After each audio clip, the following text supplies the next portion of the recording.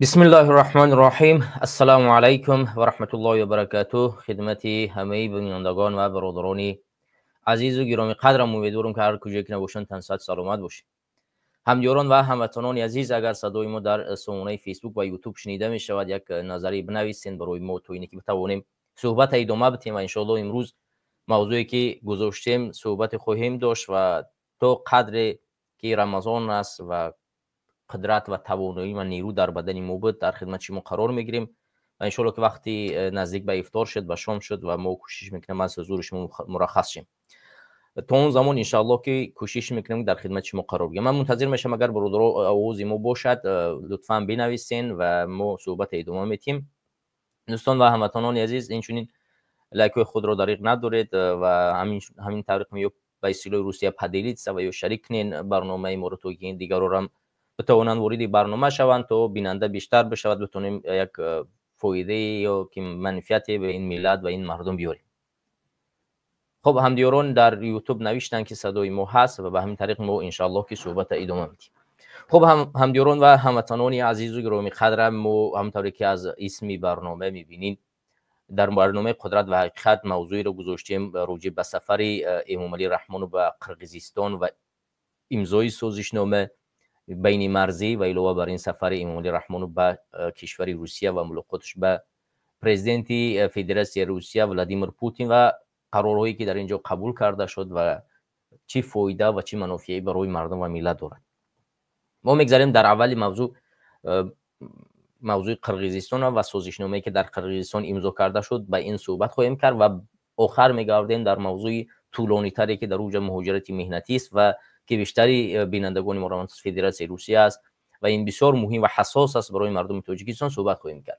و در قدم اول ما میگردیم به مشکلات مرزی که در تاجیکستان بین تاجیکستان و قرقیزستان موجود است که این بالاخره بعد از سفر امام علی رحمان به قرقیزستان نقطه گذاشته شد و به همین طریق ما امید داریم که در آینده هیچ مشکلاتی به میان نمیاد. ولی بیایم ما یک اندازه‌ای به این موضوع نظر بکنیم که موضوع از کجا سرچشمه میگیرد.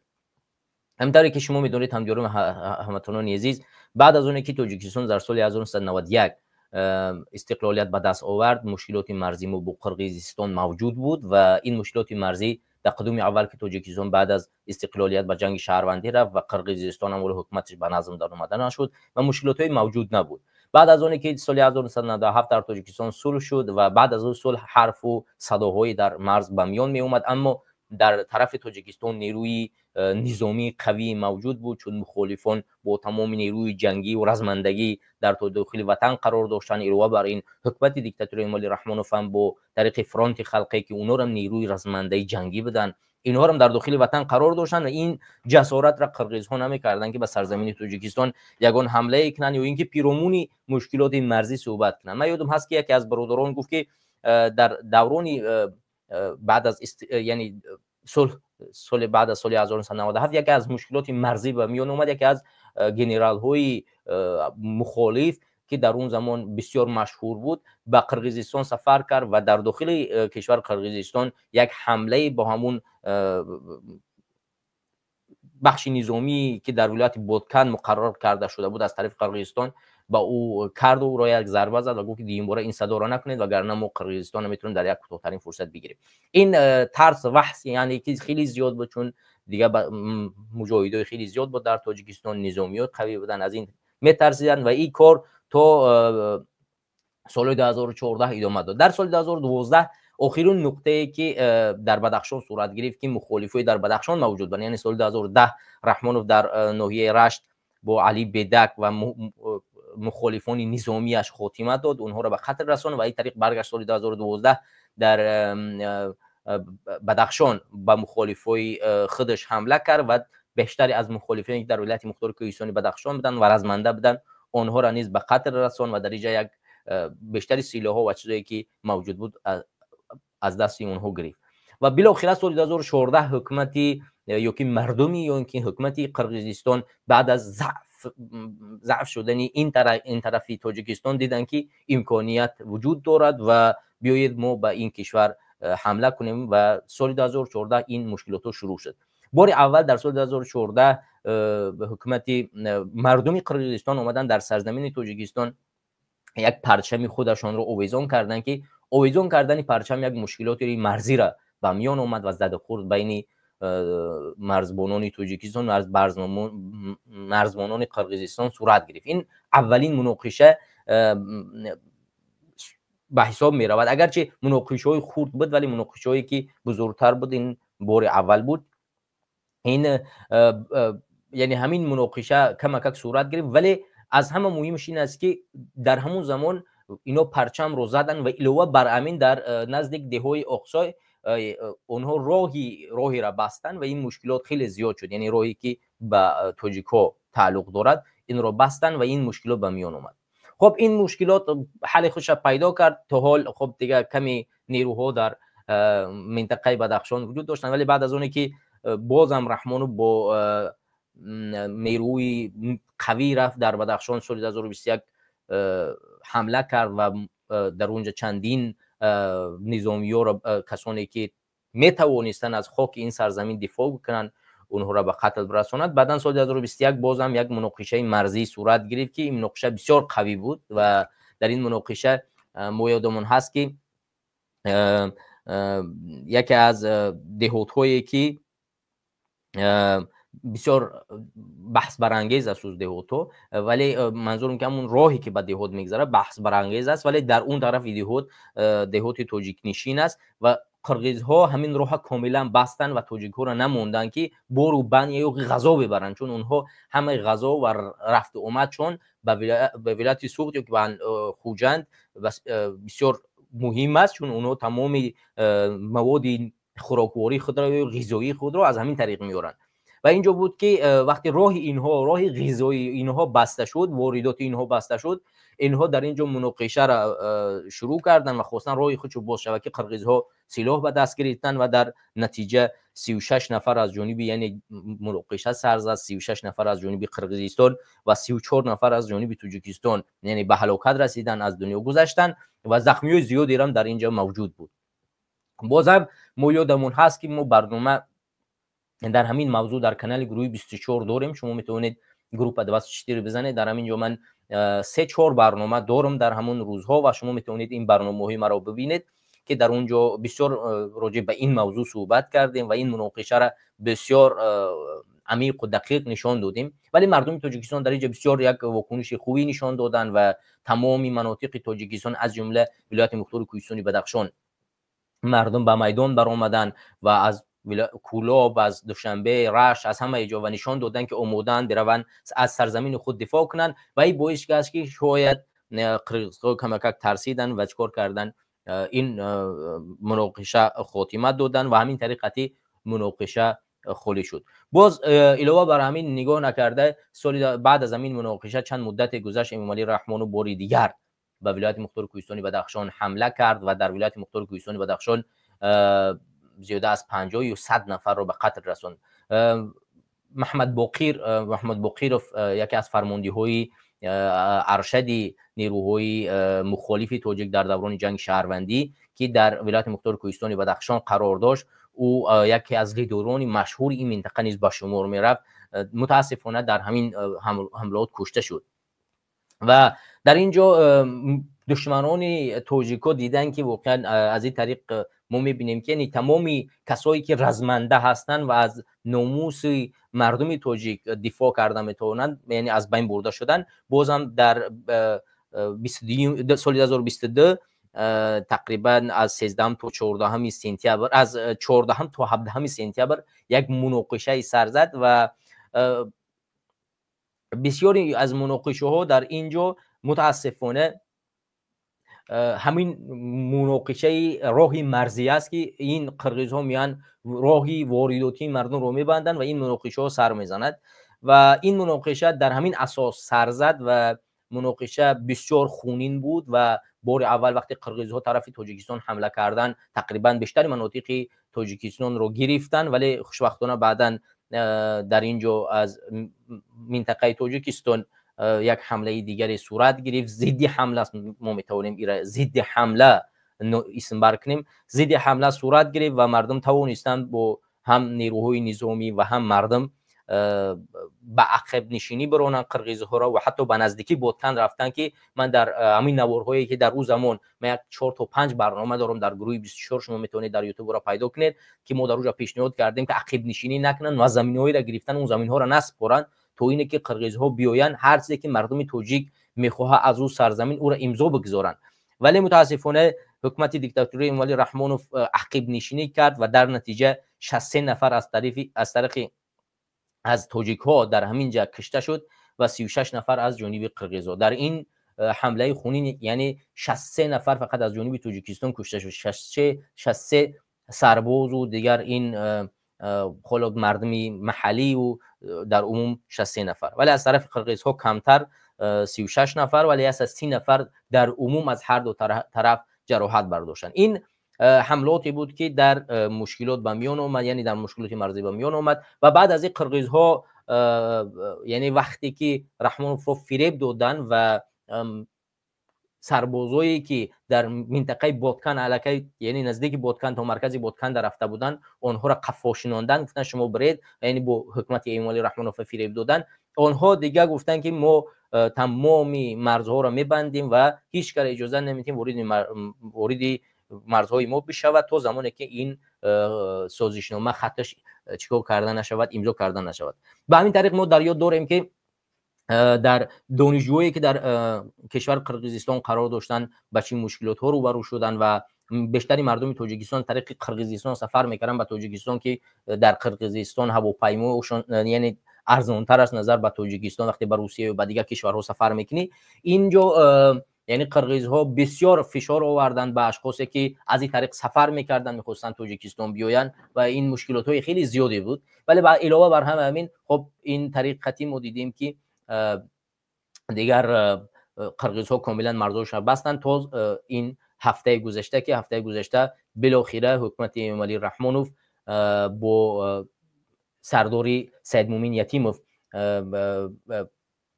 توانست یعنی یک سازشنامه را یا اینکه مرز را معین بگرداند، علامت گذاری بکند و در اساس این علامت گذاری ها چند منطقه تاجیکستان او طرف گذاشت و از چند منطقه قرقیزستان این طرف گذاشت. اگرچه بعضی از راههایی که در اینجا موجود است به گفته حکومت امومالی رحمانوف و حکومت قرقیزستان این راهی دخل ناپذیری را گرفت، در حالی که این باز هم میتواند در آینده یکون مشکلاتی را به میان بیارد اگر که یک نظارت دقیق در اینجا جایگزین کرده نشد. ولی بر همین یک دیدی مثبت خواهیم داشت و امیدواریم که چنین مناقشه سر نزند و مردم آسایشته در اونجا کشته نشود. حالا دیگر سید مومن یتیموف با رئیس کمیته امنیتی ملی تاجیکستان و قمچیبک تاشایف رئیس کمیته امنیتی ملی قرقیزستان در طول 3 سال اخیر با هم کار کردند و علامت گذاری مرز را معین کردند و بالاخره در سفر اخیر امومالی رحمانوف به این نقطه پایان گذاشته شد و مرز امضا گذاشته شد. حالا باخت‌های از جانب تاجیکستان در اینجا موجود هست یا نیست، یعنی این چیز بسیار علامت سوال بزرگی است که هر یک تاجیکستانی باید برای خودش سوال بتید، چون حکومت امومالی رحمانوف تا حال یک چیز دقیقی رو معین نمی کند و نشان نمیدهد که واقعا در همین مرزی که عینی حال مناقشه صورت گرفت و امضا گذاشتن و در اینجا من همونطوری که یادآور شدم که در سال 2021 34 نفر و در سال 2022 63 نفر از جانب ما در همین مشکلات مرزی کشته شدند و اینها خون اونها تا امروز به جواب مانده شده است. به این خاطر یعنی وقتی که مشکلات موجود می شود و باید خون اینها جوابگری داشته باشد، حد امکان به خاطر خون اینها، ارزش خون اینها باید یک نشانه می گذاشتن و می گفتن که کدام و از کجا ما کجا رو به کجا دادیم و تاریخ چی نشان میدهد که قلمرو تاجیکستان از کجا تا کجا بود و امروز ما کجا تا کجا عوض کردیم. چیزی که متاسفانه تا امروز من پاسخ پیدا نکردم، زیرا در خریطه ای که تا امروز نشان میدهد بازم همون واروخ انکلاو است، ولی متاسفانه تو امروز انکلاو باقی مانده است. اگرچه راه را داخل ناپذیر کردن ولی این قابل قبول تاجیکستان نیست، چون هیچ زمانی برای شهروندان تاجیکستان اون منطقه انکلاو نبود و نباید باشد.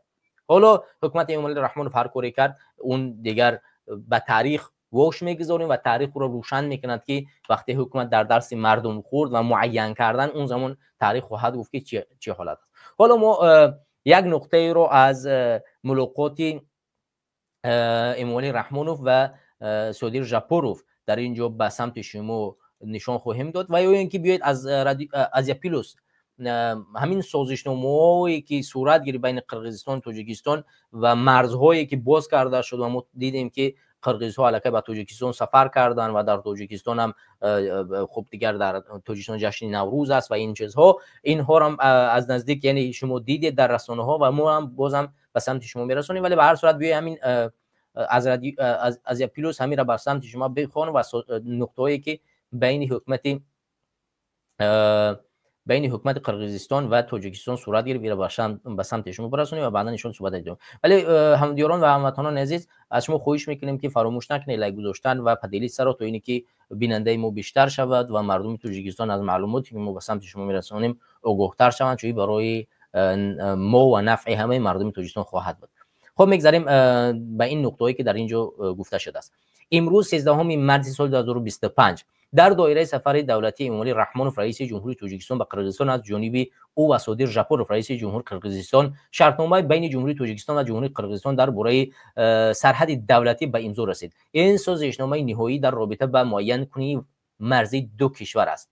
به اطلاع خبرگزاری اکیپرس همچنان میان وزارت‌های کارهای خارجه هر دو کشور سازشنامه آید به زیرساختار آبی انرژتیکی و سازشنامه آید به زیرساختار راه و نقلیات به امضا رسیده است. امومالی رحمانوف ضمن ملاقات جانبه و امضای سازشنامه گفته است که مجموعه حجت‌های امضا شده امروزه در روابط دو جانبه صفحه نو را می‌گشاید. اطمینان دارم که نتیجه ملاقات همکاری‌های کشورهای ما را با سمت بلندتر خواهد رساند که به منفعت‌های بنیادی خلق‌هایمان جوابگو باشد. دوستان گرامی متاسفانه ببخشید به خط شکسته نوشته است، کمک مشکل بود خواندنش. خب سودیر ژاپوروف گفته است که رشد مناسبت‌های دوستانه و نیکی همسایگی با تاجیکستان یکی از افضلیت‌های اساسی سیاست خارجی قرقیزستان میباشد.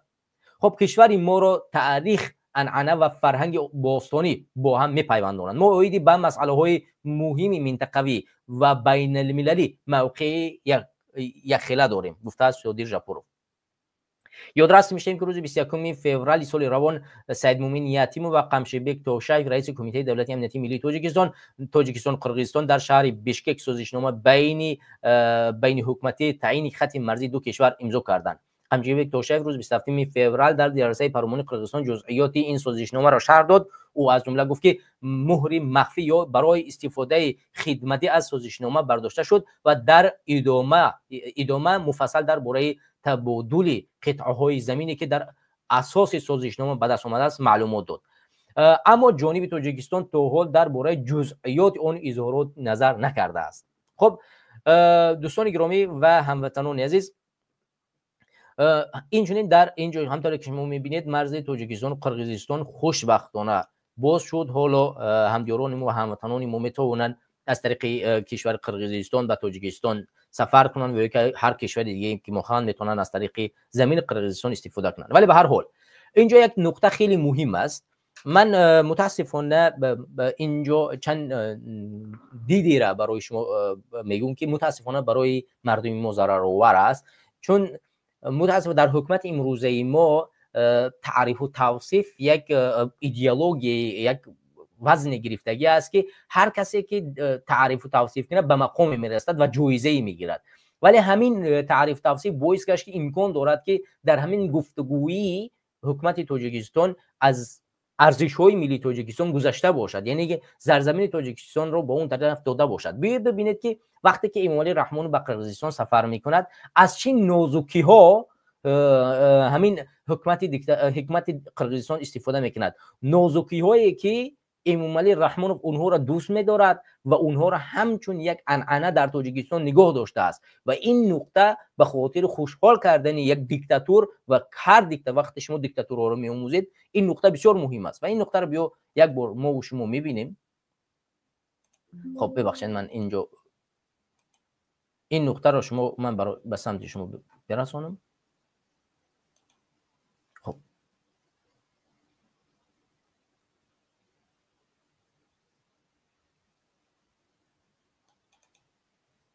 احترام در خلق دارد شماهای محترم ممالین رحمان قدم خوش ماندید بر ملک مایان شما پیوند کاری راه بزرگید ای قدم خوش ماندید ممالین رحمان Sana da tura dilesin, sarıldım kaçan gelesin. Saklanan günlerim göçöde sabırlı canım değilsin. Altınlı kolum bilesin, ay ardayı beste jürüsün. Kalışıp oynap bir jürü, bilgim aldan çile düşmöge giresin.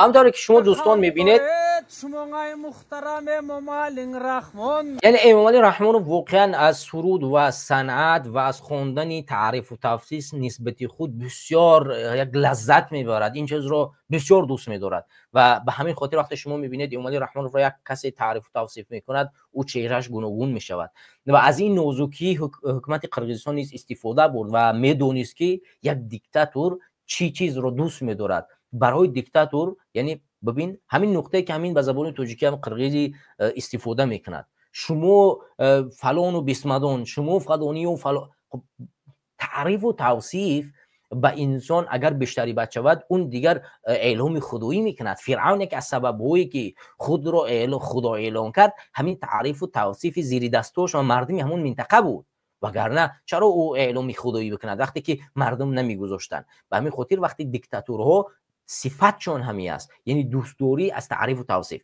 و این چیزا قرقیزها متاسفانه استفاده بردن. وقتی که میآید چکار میکنن؟ از همین الفاظ برای او چکار میکنن؟ استفاده میکنن. یک کسی را میارن در پیشش میوصفه سوره، یعنی میخونه، سرود میخونه، تعریف و توصیفش میکنه تا اینه که او خوشحال شوه و وقتی که با امضا رفت و دیگر نمیدونن شاید مبلغ دیگر همون فساد براش بتین چکار کنن؟ امضا بگذارد. در حالی که در چنین حالت ها اون بیرقتری که آمد به مسجد تاجیک ها در زمان 2022 در جنگی که در همون جنگ زیاده از 63 نفر از طرف تاجیکستان کشته شد و در اینجا اشک ریخت، نه سرود خواند و صنعتی کاری کرد و رقص سرود کرد. خونی 63 سرباز این ملت کجا شد؟ این چیزا به نظر نمیگیرند مگر در ماه شریف رمضان آن هم میروید در اونجا کار میکنید، میرقصید، سرود میخونید، در حالی که 63 نفر میتونن سرباز باشد، میتونن مردم عادی که به خاطر همین سرزمین رفتن در اونجا کار کردن جنگیدن.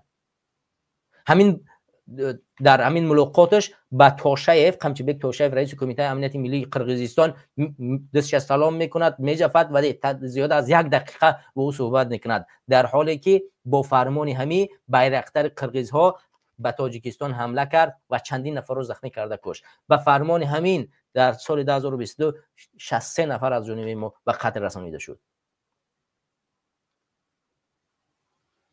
حد امکان برای تسکین دیلی مردم تاجیک باید این نمی رئیسای کمیته هر دولت رو برکنار میکرده، یک طرفش هم نه که این نمینا گناهگار بدن که در اینجا همین کار به میان آمد. حد امکان اینا باید برکنار کرده میشدن که در اینجا چیکار میشد؟ حق به حقدار داده میشد. چشم اون مادرایی که فرزندانش در اینجا به شهادت رسان چی خواهد بود؟ شما چی میگوید به چشم اونها؟ وقتی که حکومت دیکتاتوری میشود عاقبتش اینجا میان میرسد. حالا معلوم نیست که اینها در اونجا چیکار کردن. بیاید یک جای صحبت های کی را تماشا میکنیم. صادر ژاپوروفا با امامعلی رحمانوف یک جا از صحبت اینا رو با هم گوش میکنیم.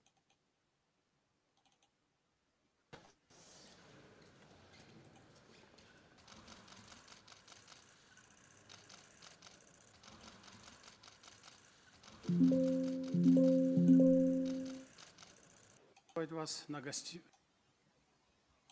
Эмомали Шарипович, добро пожаловать в Бишкек. Рад приветствовать вас на гостеприимной кыргызской земле. Выражаю признательность вам за принятие моего приглашения посетить Кыргызскую республику с государственным визитом. Прежде всего хочу поздравить вас с успешным проведением важного внутриполитического события парламентских выборов в Таджикистане. Кыргызская сторона высоко оценивает организацию избирательного процесса, что также подтвердили международные наблюдатели, включая парламентариев из Кыргызстана в составе миссий межпарламентских ассамблей СНГ, ОДКБ и ШОС. همینجا همین نکته را شما در نظر گرفتید. در زمان انتخابات تاجیکستان، پارلمان تاجیکستان که روز 2 مارس برگزار کرده شد، با انتخابات اشاره میکند، میگوید که ما به حد در سطح عالی بهاگذاری میکنیم انتخابات پارلمانی که در اوجا گذشته شد، در حالی که در تاجیکستان هیچ انتخاباتی موجود نبود. این انتخابات دروغ بود. همه میدونند که انتخاباتی که در تاجیکستان است، هر کسی که دوستی تاجیکستان است هیچ وقت به این طور بهاگذاری نمیکند. در تاجیکستان در زمان انتخابات پارلمانی امساله هیچ حزب سیاسی در اونجا موجود نبود، مگر یک دوست میتواند چنین حرف را بزند. در شک نیست که دشمن فقط میتواند بگد که شما بهترین انتخابات را گذراندید و شما فلان و بیسمدان بودید. چرا؟ چون ضعفی و ناتوانی ما و شما را میخواهد. پس دقیق است که در اینجا اشاره به چی است؟ تعریف و توصیف امامعلی رحمانوف تا اینه که چیکار کند، نشان بدهد که ما شما را به رسمیت شناختیم و امروز سرزمین شما باید چیکار کند. به خاطر این شما باید از ما چیکار کنید؟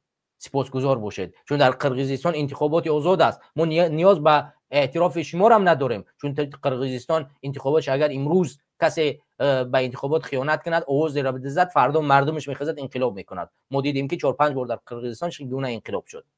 یعنی قرقیزها نیاز به این گونه تعریف توصیف ندارند، ولی ما میبینیم که حکومت دیکتاتوری امامعلی رحمانوف و خود امامعلی رحمانوف به اعتراف انتخابات نیاز دارد و مخصوصا چیکار کردن در نشستی و نشست با پوتین، ولادیمیر پوتین، این نقطه را چیکار کردن؟ اشاره کردن. Уважаемый Эмомали Шарипович, развитие дружественных и добрососедских отношений с Республикой Таджикистан является одним из ключевых приоритетов внешней политики Кыргызской Республики. Наши страны связаны древней историей, традициями и культурой. Мы имеем схожие позиции по основным актуальным региональным и международным вопросам. Все это создает прочную основу для дальнейшего укрепления взаимовыгодного сотрудничества. Благодаря совместным усилиям, политической воле и стремлению наших народов к миру и добрососедству мы совместно закладываем прочную основу для конструктивного взаимодействия. Хочу особо отметить результативную работу правительственных комиссий по делимитации и демаркации кыргызско-таджикской государственной границы. Уверен, что подписание договора о государственной границе между Кыргызстаном и Таджикистаном станет судьбоносным историческим событием, которое будет воспринято с воодушевлением как народами наших стран, так и широким международным сообществом. Этот шаг внесет значительный вклад в укрепление безопасности, стабильности и устойчивого развития не только наших государств, но и всего Центральноазиатского региона. Сегодняшняя встреча представляет прекрасную возможность для всестороннего обмена мнениями по актуальным вопросам кыргызско-таджикского двустороннего сотрудничества. Убежден, что в ходе переговоров мы наметим конкретные шаги по расширению взаимодействия в политической и торгово-экономической сферах, а также по углублению культурно-гуманитарных связей между нашими народами. دوستمون نوشتن که آواز ویدیو کمک پستر متاسفانه چون من نوار دیگه ایش ندارم. عین حال همین نوار من از اینترنت گرفتم. اگر که این مشکلات موجود باشد و ما کوشش میکنیم از این نوار خودداری کنیم از پخش این نوار، دیگر مهم نیست. مهم این که ما در اینجا صحبت‌های صدر ژاپوروف داریم و همچنان صحبت‌های امالی رحمانوف که فقط از ظاهر پرستی و چند نکته‌ای در اینجا ذکر میکنن که در طول 3 سال اخیر که مناقشه ها موجود بود ما این صحبت‌ها را ندیده بودیم و نه در اینجا هیچ دیدی فرهنگی، دیدی نمیفهمم دینی و هر چیز دیگه که اینها در اینجا اسم بردن که ما یک تاریخ مشترک گذشته داریم. چیزی که در اینجا ذکر کرده شد از جانب هر دو طرف پرزیدنت ها در 3 سال اخیر هیچ رحم ما ندیدیم که به مردم تاجیکستان کسی که به مردم قرقیزستان در این گذشته رحم کرده باشد. فقط اینه که از این طرف دیکتاتورها یعنی دیکتاتور با اون حمله کردن، در اونجا یک کلان دیگه که به این طرف فقط مردم آسایش‌تر اذیت کردن. در حالی که اگر ما تاریخ رو نظر بکنیم در تاریخ مردم قرقیزستان از انیسی از طرف یکوتی از اون طرف به قرقیزستان اومدن. همین بلشویک‌ها یک از هدف‌هاشون ساختن کشور ترک‌ها در پهناورهای زبان فارسی بود و مردم رو به این طریق کشاندن و همین قرقیزها را نیز همین روس‌ها یا این بلشویک‌ها به این طریق به این طرف آوردن و اینها هیچ وقته سرزمینشان همین سرزمینی که این حال قرقیزستان است موجود نیست. این سرزمین ها اینجا نیست. سرزمینی اگر این سرزمینی به پارس تعلق دارد ولی عین حال متاسفانه با خواست بلشویک‌ها این سرزمین مال متاسفانه قرقیزها شد و حالا قرقیزها میان بالای ما باز حمله میکنند و کارایی میکنند که متاسفانه دیگر حرف زدنشان در این باره سخت‌تر است. حتی صحبت‌های پرزیدنت پیشینی قرقیزستان موجود است که میگه که ما وقتی با روس‌ها مشکل دارد در اونجا یادآور میشود که ما یکی از قوم‌های داخلی روسیه بودیم که از یکوت‌ها که از ینیسه به این طریق یعنی به قرقیزستان به این سرزمین کوچانیده شدیم، یعنی ما همون ملتیم. به این اساس وقتی که ما در اینجا حرف رو عموما تاریخی میزنیم و باید بدونیم که در تاریخ متاسفانه اینها در سرزمین ما خوی و خوش وقتانه متاسفانه در سرزمین ما نبودن ولی امروز اومدن متاسفانه بازم بالای ما قانونهای خود را عملی میکنن ولی امام علی رحمانوف هم بازم با دروغ در اینجا نه از حقیقت نه بلکه با دروغ از فرهنگ مشترک یکدیگر صحبت میکند و حرفایی را میزند که هیچ وقتی وجود نداشت. حالا به هر حال من خوشبینم از این مرز و امیدوارم که بازم همه همین کمبدی ها این مرز مشکلات حل شد و مردمی آسایش‌تر در اینجا زحمت و اذیت نمیکشن. به همین خاطر ما از این سازشنامه‌ای که امضا شد استقبال میکنیم و امیدواریم که این سازشنامه دیگر باعث جنگ دعوا در بین مرزها نمی شود، بین دو ملت نمی شود و هیچ جان باخته نمی شود در بین این کشور ما و کشور قرقیزستان. زیرا عین حال قرقیزستان یک کشور خودمختار است و استقلال دارد، تاجیکستان یک کشور جداگانه و خودمختار است. برای اساس ما هیچ وقتی نمیخواهیم که دیگر این مشکلات ها به میان بیاد، چون تاجیکستان در یک حالت قرار دارد که هر لحظه با یک جنگ داخلی امکان داره روبرو بگردد و یا اینکه حمله از دیگر کشورها صورت بگیرد که ما قرقیزها را همچون یک دشمن خود در این سرزمین نمیخواهیم و امیدواریم که این سازشنامه پایدار باقی میماند. و علاوه بر این باز هم همینجا یک نکته دیگر رو ذکر کنم که بعد از این سازشنامه پرزیدنت قرقیزستان یک نکته رو یک پیشنهادی رو ارائه کرد که این پیشنهاد این بود که تمام کشورهای آسیای مرکزی از جمله قرقیزستان و تاجیکستان و ازبکستان و قزاقستان و ترکمنستان اینو یک ویزای یدینی ویزا یا اینکه یک ویزای مشترک یا روادید مشترک جاری کنند که یک نفر از خارج کشور وقتی میآید هر یک کشوری رو دیدن میکنه، سیاحت میکنه، بتونه به دیگر کشورها هم برود.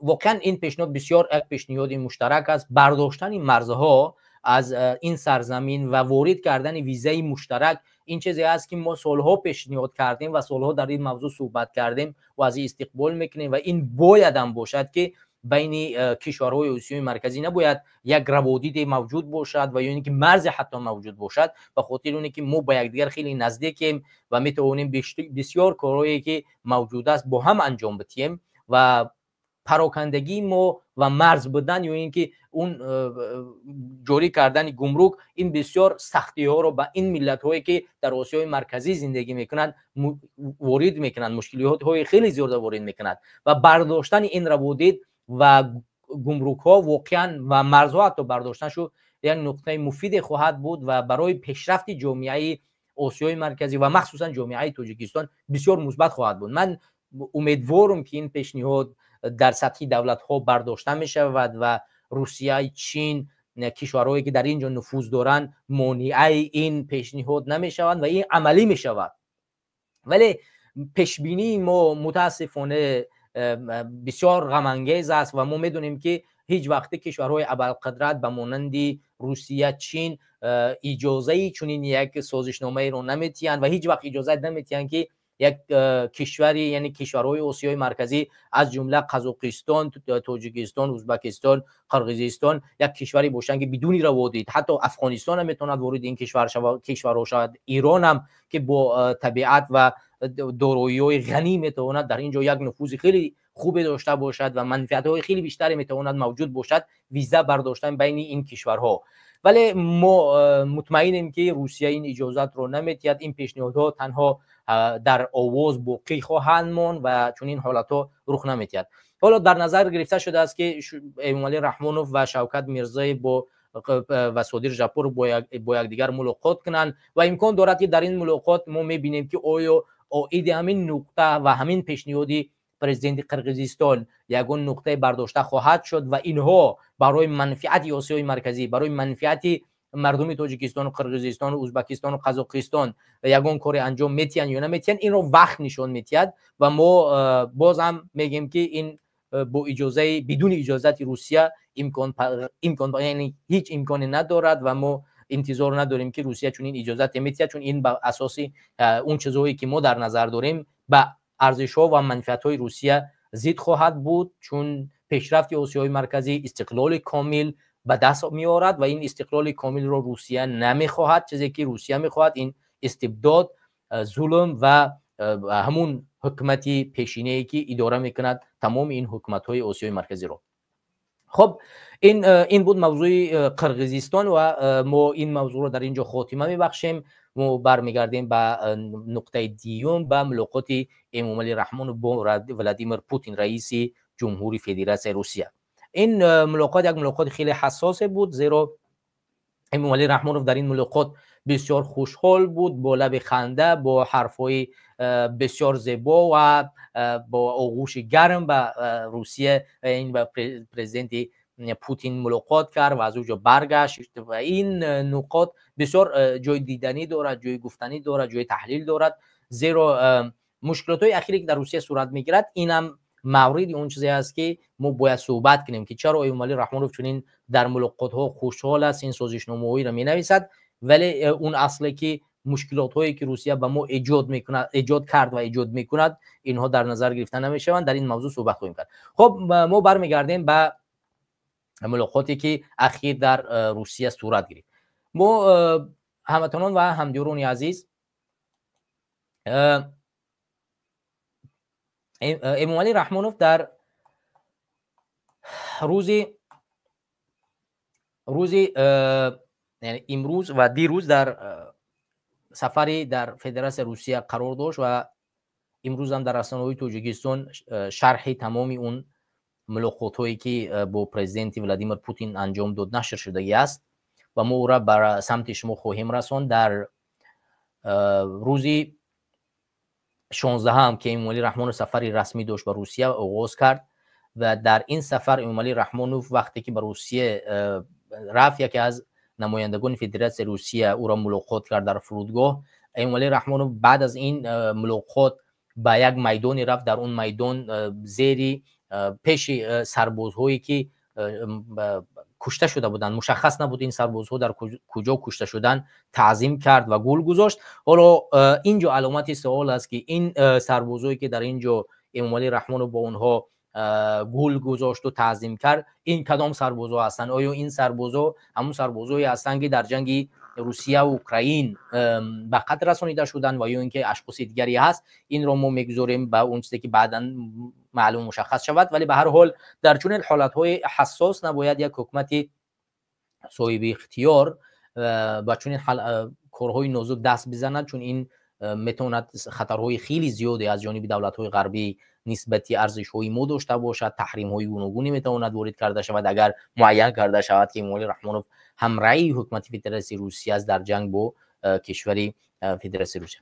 حالا ملاقات امومالی رحمانوف در اینجا صورت گرفت و سازشنامه‌های خیلی زیادی نوشته شدن، از جمله در سازشنامه درباره فرهنگ و علم، چیزی که حکومت روسیه در تاجیکستان باز هم یک تئاتر و مکتب ها دوباره شد و اینا در ملاقات با امومالی رحمانوف آنلاین این چیزا تماشا کردن، بازکشایی اینها رو، و همچنان در ساحه نظامی باز هم صحبت کرده شد، در ساحه زبان صحبت کرده شد که امومالی ولادیمیر پوتین از امومالی رحمانوف برای زبان روسی که زبان دومی کشور است تشکر کرد، در حالی که این زبان دومی تحقیر به مردم تاجیکستان از زیبا رو در همون سرقانون ما یا کانستیتوسیون ما در اونجا ذکر کرده شده که زبانی بین ملت ها روسی است، در حالی که در تاجیکستان مردم باید زبانی بین ملت ها یعنی زبان تاجیکی و کم پارسی باشد، نه زبانی روسی، چون ملت هایی که در تاجیکستان هستن حتما باید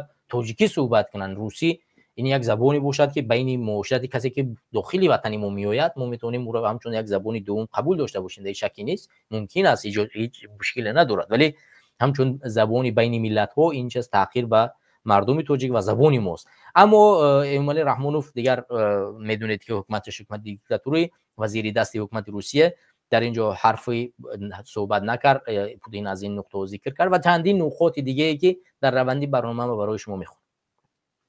حالا این ملاقات اخیر که پوتین بعد از به سر قدرت آمدن پرزیدنت ایالات متحده امریکا دونالد ترامپ که چندین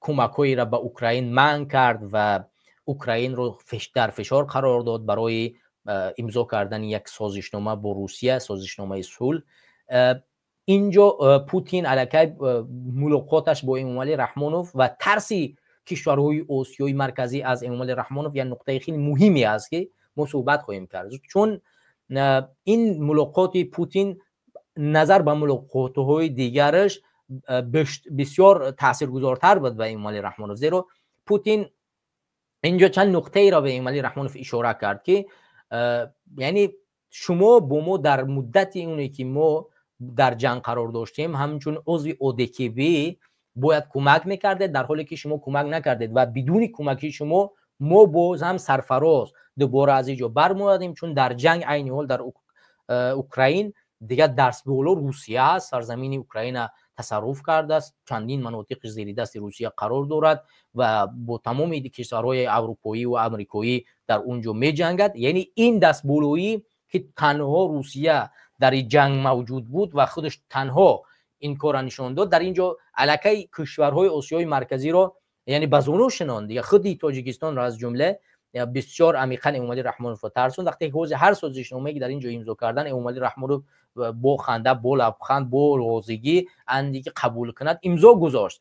چرا؟ به خاطر طرز هراس. امومالی رحمانوف امکان داشت که یعنی امید داشت که روسیه در اینجا شکست میخورد، موضوع دیگر یعنی چین یا امریکا یا یگان طرف دیگر میرود، ولی این پیروزی روسیه در اینجا چکار کرد؟ باعث گشت که امومالی رحمانوف بیاید هر چیزی که روسیه بخواهد امضا بگذارد. ببینید همین چند نقطه ایش ما در اینجا تحلیل میکنیم. بیاین ما برمیگردیم همین ملاقات امومالی رحمانوف رو با پوتین میمونیم. من چند نقطه ایش برای شما شرح میدم. خب ویدیو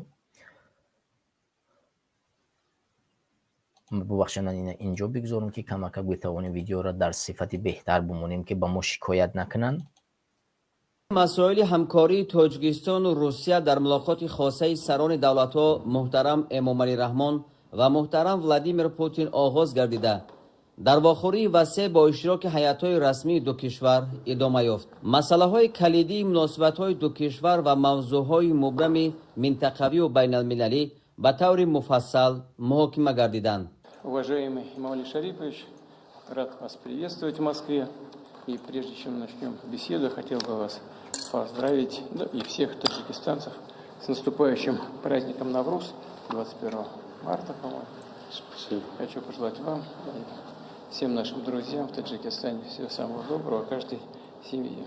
2 марта у вас прошли выборы, и партия, которую вы возглавляете, одержала убедительную победу. Еще раз подтверждает, что народ Таджикистана вас поддерживает. Мы очень надеемся на то, что и ваш курс на добрососедские, дружеские отношения стратегического партнерства между Таджикистаном и Россией тоже находит поддержку у граждан республики. Надеюсь, я уверен, что мы продолжим совместно работать именно в таком ключе. Мы ждем вас в Москве 9 мая. همطور که شما دیدید ایمانی رحمان بازم در اینجا این یک نقطه‌ای که من بازم میگم، یعنی وابسته بودن یک حکومت دیکتاتوری از کشورهای دیگر چی است. شما در ملاقات ایمانی رحمان با پرزیدنت قرقیزستان صادق جبارov شما دیدید که در اونجا بازم تایید پرزیدنت قرقیزستان از روند انتخاباتی در تاجیکستان، زیرا این انتخابات در تاجیکستان ناشفاف بود. در این انتخابات یگانه حزب‌های سیاسی نبودن، حتی سازمان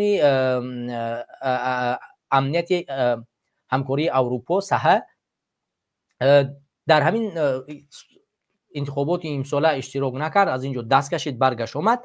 یعنی به همین اساس یعنی وابستگی یک دیکتاتور چی است؟ شما دیدید که یعنی تایید یک سازمان تایید دیگر کشورها بر روند انتخابات و قانونی گردانیدن یک دیکتاتور. به همین اساس وقتی صادق جباروف حرف زد، پوتین حرف زد، این نشانه چی است؟ یعنی که حکومت تو و خانواده تو وابسته ماست. اگر من یعنی پوتین این حال در اینجا، اگرچه این صحبت‌هایی است که صحبت‌ها رو خیلی سخت باید فهمید، زیر اون نقطه خیلی اهمیت داد که این نقطه رو باید فهمید که اون منظور چی است. یعنی وقتی که پوتین حرف رو میزند به ایمانی رحمانوف اشاره میکند که اگر همین روز از انتخابات یعنی تو بگوی که نه من با تو نیستم دور میرم، انتخابات بعدی یعنی اون مهر قانونی رو تو چیکار نمیکنی، به دست نمیاری. چون کشورهای اروپایی امریکایی تر با قانونی نمیشناسن، انتخاباتی تر قبول نمیکنن، تر همچون یک کشور دموکراتی نمیپذیرن. به همین اساس انتخاباتی تر ناشفاف میکنن و مایم که تر قانونمند میگردونیم. بر اساس همین این است که این نشان دادی پوتین یعنی به ایمانی رحمانوف که تو وابسته مایی، وابسته ما و زیر دست ما. اگر هر نقطه‌ای را که هر سازشنامه‌ای رو که ما میگیم قبول نکردی، پس تو بدون که انتخابات بعدی همون طوری که باید بروی میره. بیا دوامش رو گوش میکنیم. Мы с вами договаривались об этом, мы наше приглашение приняли 9 мая на участие в мероприятиях торжественных по случаю 80-летия победы в Великой Отечественной войне. Россия является одним из ключевых и важнейших торгово-экономических партнеров Таджикистана. Наши отношения развиваются. В прошлом году товарооборот увеличился еще на 7 с лишним %, достиг $1,5 миллиарда. Объем капиталовложений тоже примерно такой же, чуть побольше, даже 1,6 миллиарда. 80 субъектов Российской Федерации поддерживают отношения с властями, со своими партнерами из областей Таджикистана. Мы с вами вместе занимаемся вопросами обеспечения безопасности на нашем пространстве в зоне ответственности ОДКБ. Таджикистан активно работает в организации. И сегодня у нас намечается подписание соответствующих документов, в том числе и по этому направлению. Мы очень рады вас видеть. У нас много вопросов, и они подготовлены. Ну, конечно, как всегда, есть вопросы, которые нужно будет, видимо, на уровне министерств, ведомств пообсуждать дополнительно. Наша команда хорошо подготовлена с обеих сторон. Мы рады вас видеть. Добро пожаловать. Большое спасибо, уважаемый Владимир. Во-первых, огромное большое спасибо за приглашение, теплый прием и гостеприимство. Таджикистан и Россия давние стратегические партнеры и союзники. Отрадно, что наши отношения развиваются по нарастающей. Активно продвигается межгосударственный диалог. Россия – ведущий торгово-экономический партнер Таджикистана. Успешно развиваются культурно-гуманитарные связи. Особое место занимает, двусторонней повестки занимает вопросы безопасности. Готов обсудить сегодня с вами состояние перспективы наших взаимоотношений, а также международные и региональные вопросы. Еще раз я хотел бы выразить вам искреннюю благодарность за теплый прием и гостеприимство. Спасибо. اینه دوباره برای ملاقات خیلی گرم تشکری کرد، چون شما همطوری که میدونید در گذشته 2 مرتبه وقتی که امامعلی رحمانوف به فدراسیون روسیه سفر کرده بود بسیار یک ملاقاتش کردن که مثل یک رئیس ناحیه و پایتخت میآید و در پایتخت او رو ملاقات میکنن. واقعا ملاقات خیلی بد بود، ولی این بار خالبت در همون طریق هم این بار هم اون ملاقاتی که باید و شاید باشد که یک پرزیدنت ملاقات یک پرزیدنت میرود اون طریق نبود، ولی به هر صورت برای امامعلی رحمانوف خوش آمد و شما خوشبختی امامعلی رحمانوف را از ارباباش میبینید. حالا ویدیو بعدی هم هست که در اینجا سازشنامه درباره چی کردن، ولی پیش از اون که به سازشنامه ها بریم نگاه کنیم اینجا چند نکته رو از تلویزیونی سفینه نگاه میکنیم بعد میریم اون طرف. سرور دولت محترم امامعلی رحمان از رشد خوبی مکالمه سیاسی در همه سطح‌ها اظهار قناعتمندی نمودند. رشدی با سرعت همکاری تجارتی و اقتصادی در سالهای آخر تاکید گردید. از جمله مسائل گسترش همکاری در بخش‌های صنعت، انرژتیک و کشاورزی بررسی شد. به مسائل رشد رابطه‌های گومانیتری، همکاری در ساحه‌های فرهنگ و معارف توجه خاصه ظاهر گردید. گفته شد که در شهر و ناحیه‌های گوناگون تاجیکستان 71 مؤسسه تعلیمی با زبان روسی از جمله آنهایی که سال 2022 از جانب سران دولت‌ها افتتاح یافته بودند، همچنین 190 مکتب آموخته فعالیت دارند. در این ضمن همکاری در تامین این مؤسسه‌های تعلیمی با کتاب و مواد تعلیمی یک نکته را همینجا دقت بدید، دوباره از نو میمونه، شما دقت بدید. از جمله آنهایی که سال 2022 از جانب سران دولت‌ها افتتاح گفته شد که در شهر و ناحیه‌های گوناگون تاجیکستان 71 مؤسسه تعلیمی با زبان روسی از جمله آنهایی که سال 2022 از جانب سران دولت‌ها افتتاح یافته بودند، همچنین 190 مکتب آموخته فعالیت دارند. در این ضمن همکاری در تامین این مؤسسه‌های تعلیمی با کتاب و مواد تعلیمی و ادبیات با زبان روسی از مسائل‌های مطرح باقی می‌ماند. ذکر شد که در تاجیکستان 3 فیلیال مؤسسه‌های با نفوذ عالی تعلیمی روسیه فعالیت داشته. زیاده از 28,000 شهروندان تاجیکستان در دانشگاه و دانشکده‌های روسیه تعلیم می‌گیرند. جانب‌ها به موافقه رسیدند که ماه ایون همین سال در فدراسیون روسیه روزهای فرهنگ تاجیکستان برگزار کرده می‌شوند. تأکید گردید که در هر دو کشور برای مکمل سازی همکاری بین منطقوی از جمله برگزاری یک قطار چهاربینی‌های گوناگون سطح در این سمت تلاش خواهند کرد. به همکاری بین پارلمانی دو کشور بهای بلند داده شده. جانب‌ها برای ادامه باثمر آن در آینده اظهار هوسمندی نمودند. تحکیم همکاری در ساحه امنیت و تقویت هماهنگی در فعالیت مشترک خدمات مخصوص و مقامات حفظ حقوق در مبارزه بر ضد تهدید و خطرهای امنیتی از مسائل مهم مذاکرات بود. همکاری سودمند در دایره سازمان‌های منطقوی و بین‌المللی نیز در مرکز توجه سران دو دولت قرار داشت.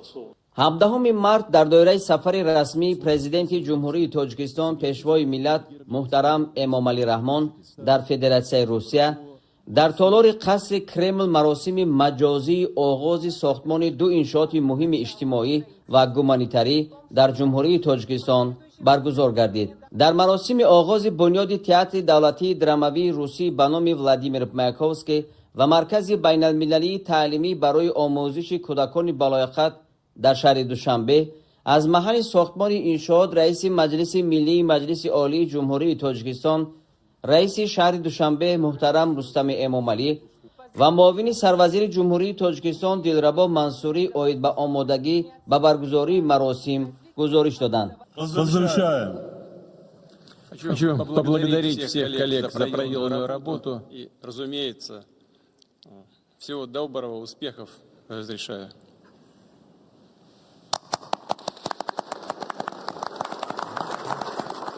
بارازگی سران دولت ها محترم امامعلی رحمان و محترم ولادیمیر پوتین برای بنیاد تئاتر دولتی درامایی روسی به نام ولادیمیر مایاکوفسکی و مرکز بین المللی تعلیمی برای آموزش کودکان بالایقت در شهر دوشنبه سنگ اساس از جانب رئیس مجلس ملی مجلس عالی جمهوری تاجیکستان رئیس شهر دوشنبه محترم رستم امامعلی و دیگر شخصان مسئول دو جانب گذاشته شد. سران دو دولت و دیگر حاضرین مراسم گذاشتن سنگ اساس این دو انشاءات مهم ساحه‌های فرهنگ و معارف را در مانیتورهای کلان در قصر کرمل مشاهده نمودند.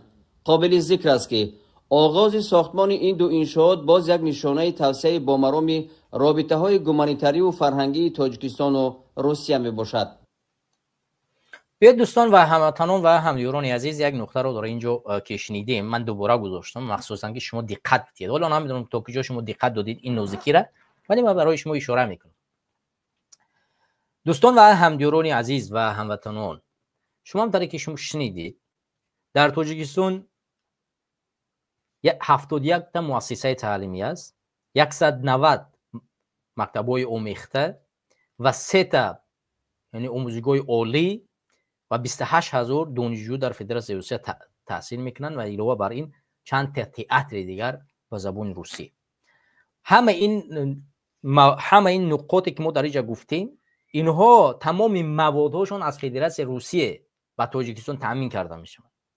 یعنی 190 تا مکتب‌های آموخته و 37 تا مؤسسه تعلیمی، اینها تمام ادبیات اینها از فدراسیون روسیه تامین کرده می شوند و در تاجیکستان از تاریخ و فرهنگ روسیه تدریس کرده می شوند.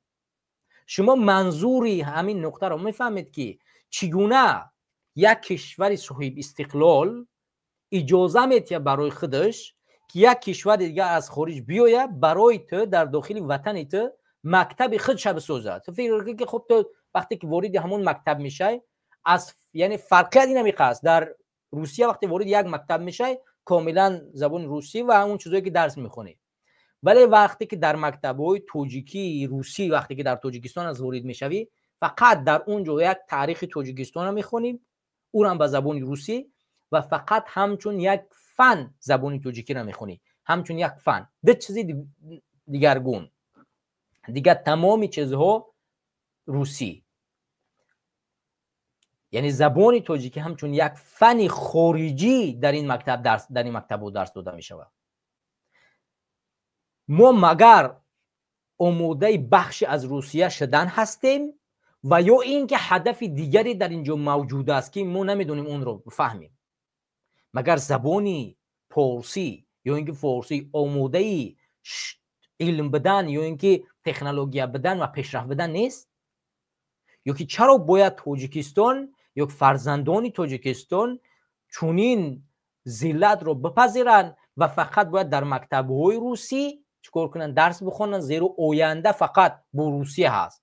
مگر ما جاسوسی روسیه آماده میکنیم یا اینکه آماده به روسیه پیوستن هستیم و یا اینکه چه هدف پشتی درهای بسته موجود است که امروز ملت شریف تاجیکستان از آن بیخبر است؟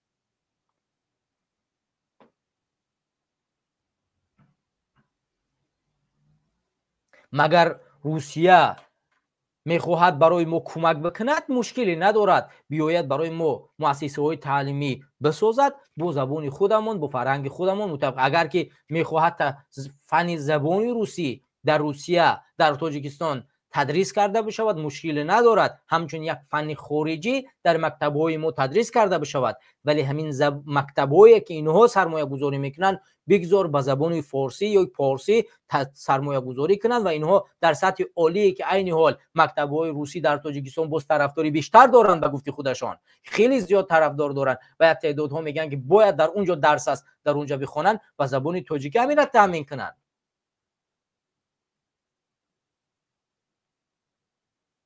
امروز برای مکتب‌های روسی در تاجیکستان جنگ بود است که باید فرزندان ما در مکتب‌های روسی بخوانند چون در اونجا سواد و پیشرفت وجود دارد. اینقدر خودآگاهی ملی، خودشناسی ملی در جامعه ما از بین رفته است و نفوذ یک کشور خارجی در داخل ما چقدر بزرگ است. وقتی که ما میگیم حکومت امومالی رحمانوف یک حکومت دیکتاتور است و زیر دست حکومت روسیه است، شما باز هم علامت سوال میگذارید.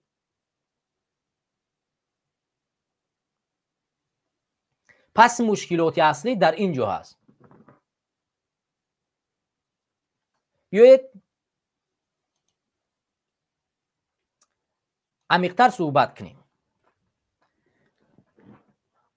شما خانواده دارید و خانه شما زیر همون برنامه شما پیش می رود، یعنی شما هر طریقی که میخواهید به فرزنداتون تربیت میگذارید و اونها رو به هر طریقی که میخواهید ادامه میدید، روان میکنید. من میام به در خانه شما و میگم که نه، باید فرزندان شما مکتب کاملا نروند و در خانه باید زبانی مثلا منگولی را یا که زبانی مثلا هندوگی را، اردو را بیاموزند. تمام فنها باید به زبان اردو خوانده شود و شما همچون که فراموش نکنید فرزندان شما فقط یک بار زبان تاجیکی را به خاطر که به مادرش صحبت کنه یک بار بخونه. شما به من چی میگویید؟ شما دیوانه هستید؟ در خانه من شما چیکار میکنید؟ برید از خانه من بیرون. من هر چیزی که میخوام به فرزندان میآموزم. یعنی حکومت، استقلالیت و دولتداری همین است. وقتی یک این کشور میاد در داخل وطن تو دیکتات میکنه که شما چگونه درس بخونید، چی باید بیاموزید و چگونه موادها برای درستون استفاده کنید، پس مطمئن باشید که اون کشور صاحب استقلال بده نمیتواند.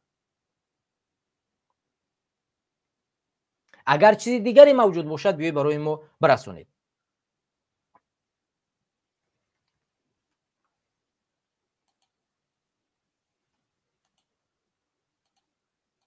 بیایید صحبت کاملی امومالی رحمانوف و پرزیدنت روسیه ولادیمیر پوتین رو در بعد از گفتگو و امضا کردن سازشنامه ها با هم ببینیم و اینجا کم تحلیل میکنیم و بعدا برنامه رو خاتمه می‌بخشیم. پیش از آن که صحبت رو بمونم، همدیران و هموطنان عزیز، من لینک برنامه رو گذاشتم در کامنتاریا و هر برادر و خواهری که میخواد در برنامه پیوست بشه و صحبت کنه، فکر و نظرش رو بیاد، میتواند پیوست بشود.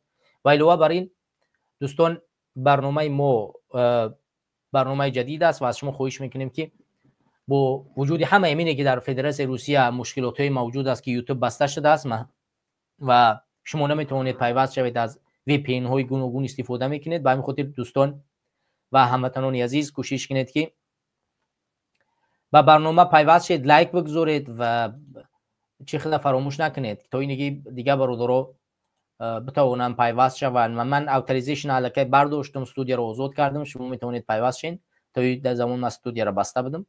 شما میتونید پیوست شین و در برنامه صحبت کنید و لایک بگذارید که دیگر برادرها بتوانن این برنامه رو ببینن، ابونه شوید در کانال ما و از دیگر نوارهای ما محروم نشوید. دوستان و همدیران عزیز، من میگذارم ویدیوی صحبت های ولادیمیر پوتین پرزیدنت فدراسیون روسیه و امومالی رحمانوف رو تا اینی که ما بتوانیم بفهمیم چندین سازشنامه‌ای که در اینجا امضا شدن و بین پرزیدنت ها چی گفتگو گذشت.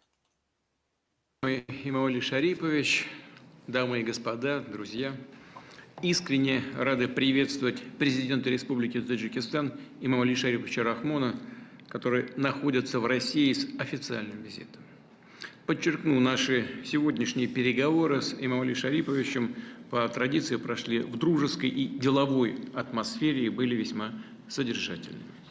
Отношения между Россией и Таджикистаном носят подлинно стратегический, партнерский и союзнический характер, основываются на незыблемых принципах взаимного уважения, равноправия и учета интересов друг друга.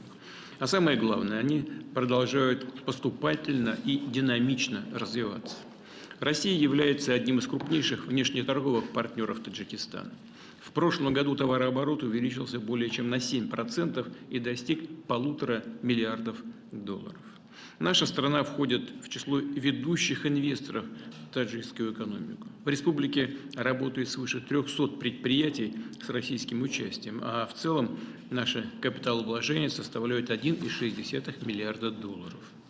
Важно, что Россия и Таджикистан практически отказались от использования иностранных валют в финансовых взаиморасчетах.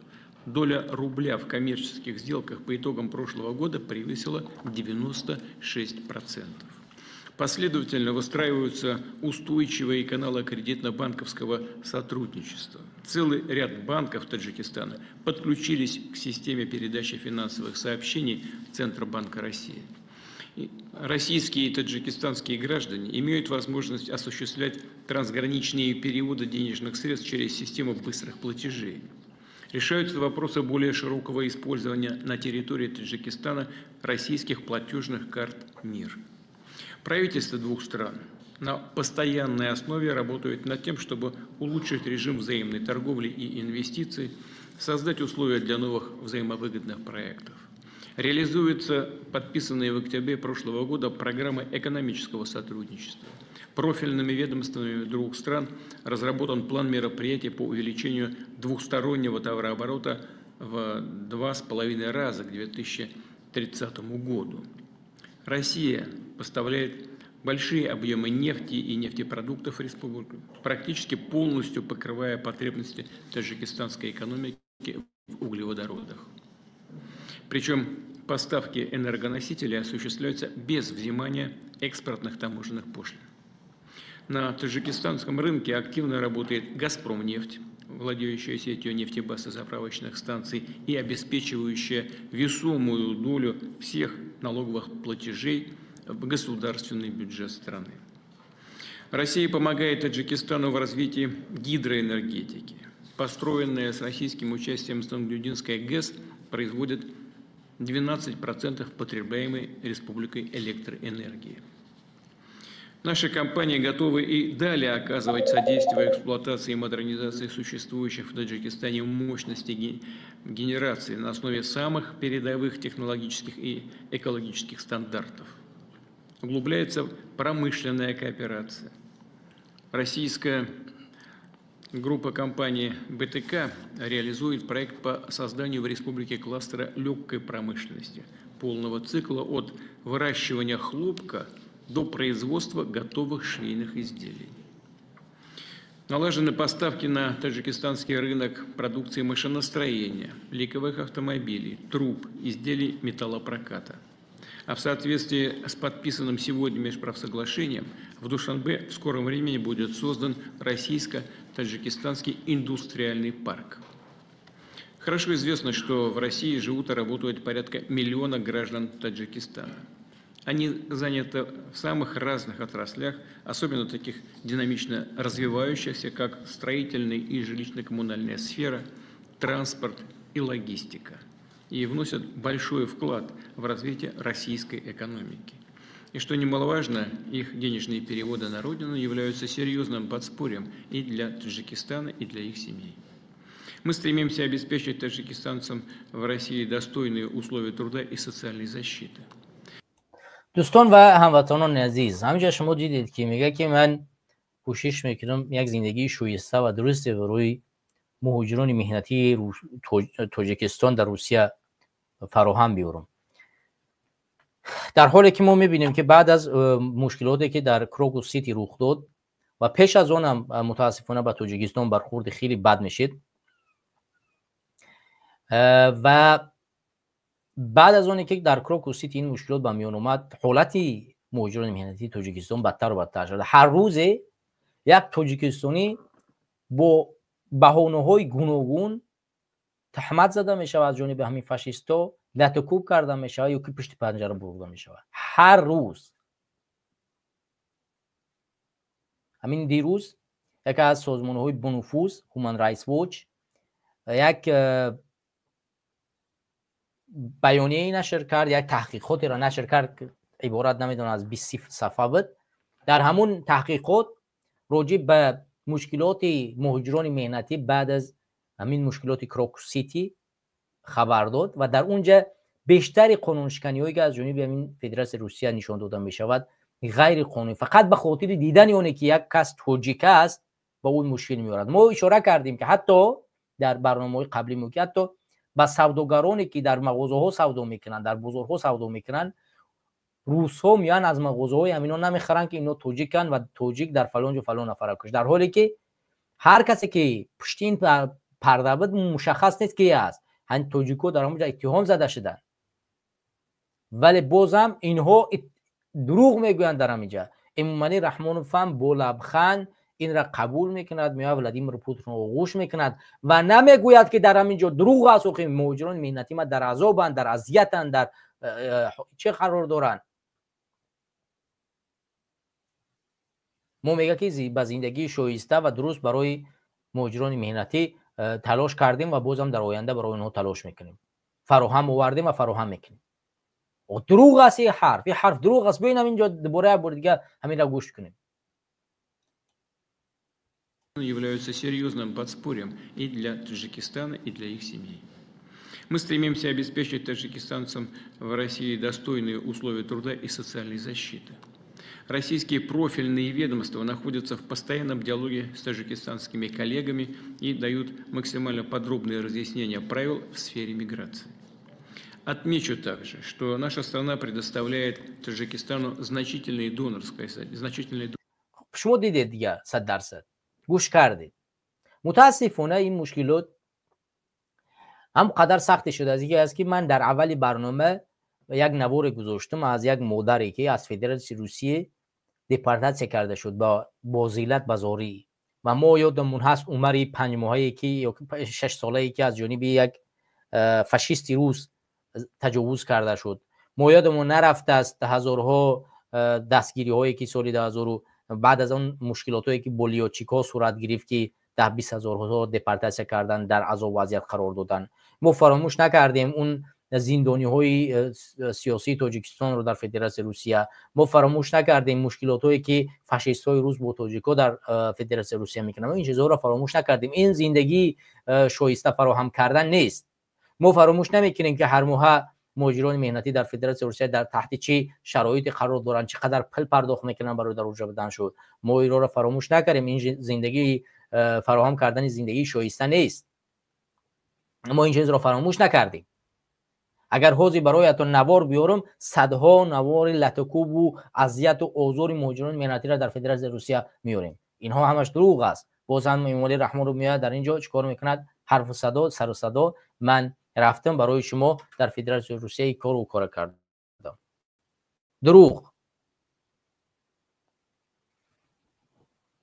Донорское содействие. За счет российских средств республики финансируются программы школьного питания, модернизация оросительных систем, а также многие другие проекты в важных сферах жизни таджикистанского общества. Продвигается сотрудничество в культурно-гуманитарной области. Как известно, в Таджикистане русский язык имеет конституционный статус языка межнационального общения. Мы очень благодарны президенту Таджикистана за такое бережное отношение к русскому языку. В этой связи отмечу успешно реализуемый совместный проект школьного обучения на русском языке. Речь идет о 5 школах в Душанбе и других таджикистанских городах, в которых по российским образовательным программам и стандартам обучается порядка 5500 учеников. В рамках проекта «Российский учитель за рубежом» в прошлом году в Таджикистан для преподавания направлено почти 100 педагогов из России. Кроме того, в настоящее время в российских вузах, а также на филиалах в республике и в Российско-Таджикском славянском университете обучаются более 35 000 таджикских студентов. Для нужд республики выделена одна из самых крупных для стран СНГ квот – 1000 государственных стипендий. Сегодня в Душанбе состоялась торжественная церемония по случаю начала строительства при участии России Международного образовательного центра для одаренных детей и нового здания Государственного русского драматического театра имени Владимира Маяковского. И мы с Эмомали Шариповичем приняли в ней участие по видеосвязи. Рассчитываем, что эти новые культурные объекты станут еще одним символом дружбы народов России и Таджикистана. А в нынешнем году мы вместе отмечаем 80-летие победы в Великой Отечественной войне. Это действительно общая победа, и мы хорошо понимаем, какой ценой она досталась. Дорожим памятью о героизме наших отцов, дедов, прадедов, отстоявших жизнь, свободу для нас и для будущих поколений. Эмомали Шарипович принял наше приглашение и приедет на празднование юбилея Победы 9 мая в Москве. Также, согласно имеющейся договоренности, расчет вооруженных сил республики будет участвовать в торжественном параде на Красной площади. Обсуждение актуальной региональной и глобальной повестки дня вновь подтвердило общность позиций наших стран. Россия и Таджикистан привержены принципам верховенства международного права, суверенитета, невмешательства во внутренние дела. Мы осуществляем координацию по ключевым. متاسفانه دیگه من صحبت های اینها را بیشتر نمیمونم و در این نقطه که آیا ما تاجیکستان و روسیه با قانونی بین المللی که در داخل کشورهای یکدیگر دخالت نمیکنن و در حکومت‌های یکدیگر دخالت نمیکنن پابندن، این نقطه بسیار نقطه دروغ است، زیرا همونطوری که ما میبینیم در اولی برآمدش ولادیمیر پوتین از امومالی رحمانوف به خاطر انتخابات گذراندن، یعنی از امومالی رحمان توصیف تعریف کرد و انتخابات را یک ریشه مهم دانست و او را ریشه قانونی زد، در حالی که اودیکیبی و دیگر ساختارهایی که از فدراسیون روسیه تشکیل کرده شدند اونها این انتخابات را نظارت کردند و او را مهر قانونی زدند و این یک خیانت در داخل کشور دیگر است، زیرا این خودی رفتن به چون یک انتخابات و اقرار کردن این انتخابات هم چون یک انتخاباتی دموکراتی شفاف در حالی که چنین نیست، خودش دخالت در داخل حکومت ما است. و علاوه بر این هزارها نقاط دیگر هم ما میتوانیم اشاره کنیم، حتی این ساحه معارف که نشان دادن دهها مکتب مسائلی که در داخل وطن ما و زبان دوم کشور ما را یک زبان بین المللی که در اینجا اشاره کرده شد که باز از امامالی رحمانوف تشکر کرد، این خودش علاقه نشان دادی اون نقطه ای است که تو اینا دخالت میکنن مستقلانه در داخل کشور ما و هیچ ارزشی برای استقلال ما قائل نیستند و اصلا استقلالیت کشور ما را نمیشناسند و برای اونا استقلالیت کشور ما یک خطر موجود می شود و اونا هیچ وقت تاجیکان را همچون یک کشور و همچون یک منطقه استقلال خودمختار قبول ندارن و اونها باید همیشه به گفتی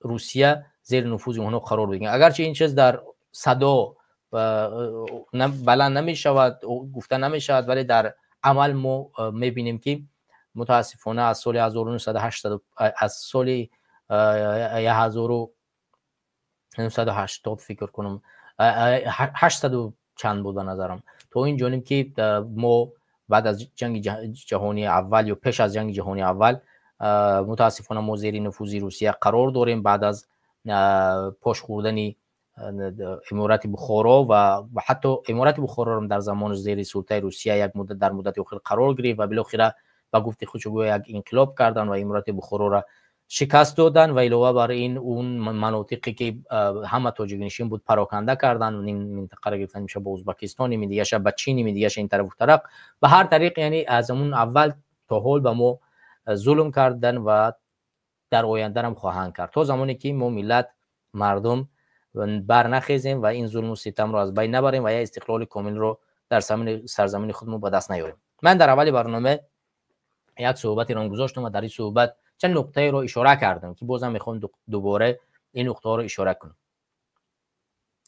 هر ملت و هر کشوری که منتظر آن باشد که یک کشور دیگر و یک نیروی جدیدی از دیگر کشور سرمایه گذاری کرده می شود و میاد این کشور آزاد کرده می شود. مطمئن باشید که این ملت نابود می شود و از بین می رود، زیرا فقط با بازوی قوی و به نیروی مطمئن، به نیروی همین تاجیکیت ما اگر بر نخیزیم و انقلاب نکنیم در تاجیکستان، هر کشور دیگه که اگر یک مخالف رو و یک حزب رو، یک حرکت رو، یک جریان رو کمک بکند و در تاجیکستان انقلاب کرده شود، مطمئن باشید که همین سیستم دولتداری خودکامگی و همین سیستمی که اموال رحمان رو جاری کرده یک سیستم طرز دیگر جاری کرده می شود و ادامه داده می شود.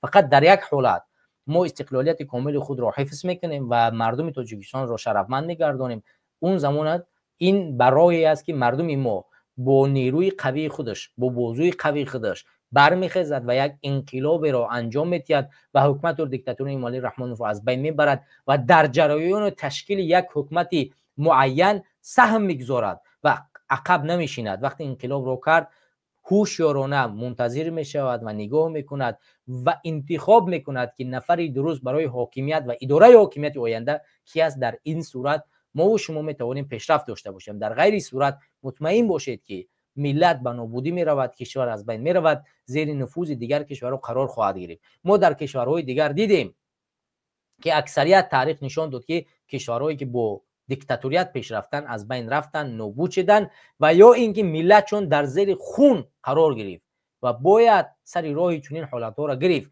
دیکتاتوریت عاقبتش جنگ است، دیکتاتوریت عاقبتش از بین روی کشور است. برای همین ما باید در همین مشکلات هایی که امروز در جهان قرار دارد باید کوشش کنیم که کشور خودمون را نجات بدهیم.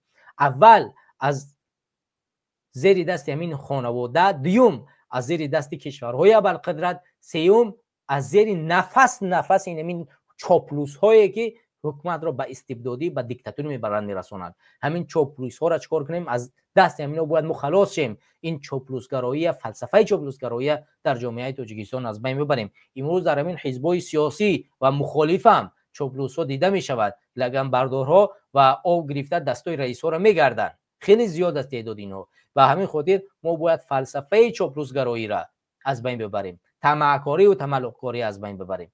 ما در آینده باید یک کشوری داشته باشیم که با افکار انتخاب کرده بشود، با تفکر مردم انتخاب کرده بشود. اون کشور میتواند اراده و فکر مردم را چکار کنه، در نظر بگیرد و پیش برود. و اگر که اون هر کسی که نفسش بالایی کرد و خود در حکومت باقی بمونه و حکومت غصب کنه، باید بیداری ملت تو اون درجه باشد که اینها را نگذارد. در اون صورت ما به استقلال کامل میرسیم و کشور را پیش میبریم. در غیر صورت مطمئن باشید که هیچ ملتی و هیچ کشوری در پی آبادی و آزادی ما و شما نیست و همیشه به نابودی ما، به پسروی ما، به ذلت ما چیکار میکنن؟ عمل میکنن. ما همین امروز میبینیم که امریکا میلیون ها به تاجیکستان کمک میکند. همین چند روز پیش ما دیدیم که امریکا چقدر به تاجیکستان یا اتحادیه اروپا به تاجیکستان چقدر کمک کرد. همین روز نشر شد.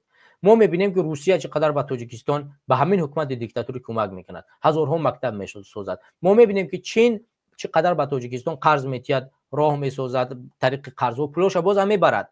این میدونید به خاطر چی است؟ به خاطری که ذلت و نابودی و ضعف همین حکومت ما را میخواهند و اگر اینها بخواهند آبادی و آسایشتگی ما را مشخص و بدون غرض به ما میان کمک میکنن. مثلا مثال میگیریم، چین برای ما 3 میلیارد قرض داد. در علاوه همین قرضی که داد، راهها را در تاجیکستان ساخت. تمام تعجیزاتی در راه استفاده می شود از چین آورده شد. یکی از نقاط شرطنامه ای که چین بیاد در تاجیکستان راه بسازد یا قرض بدهد همین بود. راهها را می سازد، تعجیزاتی تمامی همون کار از جانب چین بود، نیروی کاری از جانب چین است، تمامی چیزها همون پولی که برای مدد ابر نکشید بود. چرا نیروی کاری باید از چین باشد؟ چرا تعجیزات کاری باید از چین باشد؟ اینا ما میتونستیم از داخل وطن خودمون فراهم بسازیم. پس هیچ انسان، هیچ کشور در داخل وطن ما کار کردن نمیتوند، خدمت کردن نمیتوند. تا حال در زمان شوروی همین آلومین زوادی ما ساخته شده است. بعد از شوروی باید تمام چیزهایی که در اوجا باقی موندگی بود باید به ما باقی میمون. چرا امروز آلومین زواد فایزش به روسیه پرداخت کرده می شود؟ با تاجیکستان یک فایز خیلی کوچک پرداخت کرده می شود. وقتی با ما خوبی بخواهند، استقلال کامل، اگر با استقلال کامل ما احترام داشته باشند، چون این واقعه ها رخ نمیتید. گیزی سنگ توده چند فایزش به کشور روسیه می رود؟ یعنی هیچ وقت کشورهای خارج وقتی برای تو از هر طریقی هم میان با اسم کمک برای تو پل میتین، مول میتین یا کار میکنن، این معنی کمک رو ندارد، این معنی نفوذی سیاسی خود در داخل وطن تر دارد.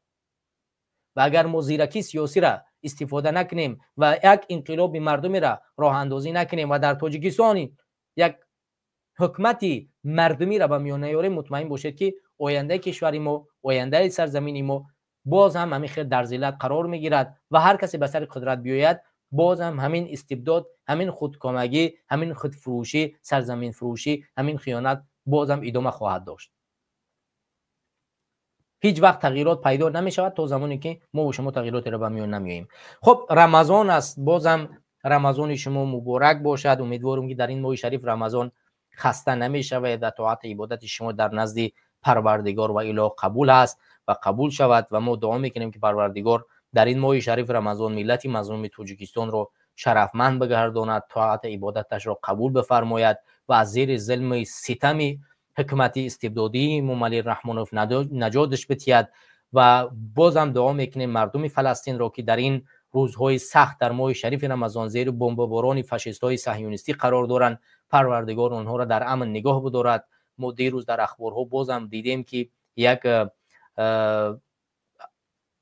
حمله جدید در شهر غزه از جانب صهیونیست‌ها صورت گرفت. باز دعا میکنیم که پروردگار دست اونها رو کوتاه بگرداند و به نیروی فلسطینی و مردم غزه قوه بتید، توانایی بتید که از حق خود دفاع کنند و مردم مظلوم سوریه، مردم افغانستان و دیگر کشورها دعا میکنیم که پروردگار آنها را در این ماه شریف رمضان بر رزق روزی فراوان عنایت فرماید، عطا فرماید و آنها را از این ظلم و ستم نجات بتید. و بازم امیدواریم که مبارزه و مخالفای تاجیک را پروردگار در این ماه شریف رمضان دعای ما را قبول میکند، اتحاد سرجمی اونها را برقرار میگرداند، نیروی قوی در دل آنها، در نفوذ آنها جاری میکند که برای یک انقلاب آینده، برای یک انقلاب پایدار در تاجیکستان نقشه میکشند و تلاش میکنند در تاجیکستان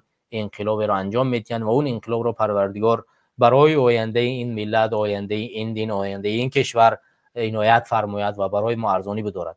دیگر شما را وقتتون نمیگیرم برادران، ماه شریف رمضان است، 1.5 ساعت 140 دقیقه میشه در پخش مستقیم، بدون آب صحبت کردن طولانی نمی شود و من بازم یک چند دقیقه پس نماز شام می شود بخیزیم برای افطار آمادگی ببینیم. دیگر شما را به خدا میسپارم تا برنامه بعدی کوشش میکنیم روز پنجشنبه اگر مهمون برنامه ما آماده باشند بتوانیم یک برنامه دینی و رمضانی داشته باشیم. اگر این کار فراهم شد ان شاء الله که منم بازم در حضور شما روز پنجشنبه قرار میگیرم، برنامه رمضانی خواهیم داشت و اگر که این کار فراهم نشد بازم منتظر میشیم که مهمون برنامه آماده شوند، یک برنامه رمضانی دیگر خواهیم داشت تا اینکه بیننده‌های عزیز و مسلمانان تاجیکستان رو از احکام رمضان با خبر کنیم که در ماه شریف رمضان بتوانند روزه را با اون طرز درستی که باید باشه و شاید بگیرن.